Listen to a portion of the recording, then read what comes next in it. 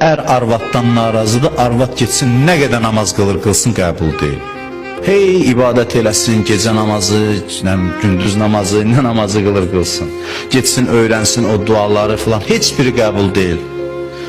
Fərqi yoxdur, kişiyə qadın bir-birinə zülm eləyibsə,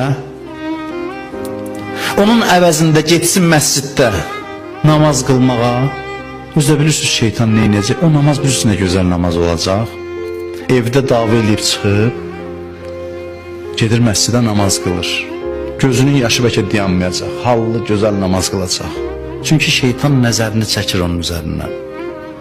Nəzər var axı onda, yəni azad buraxır, get ibadət elə.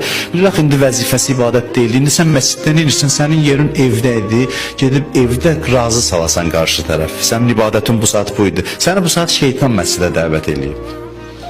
Onun dəvəti ilə gəlmirsən, oturmuşsan, hallıda gözəl namaz qılırsan.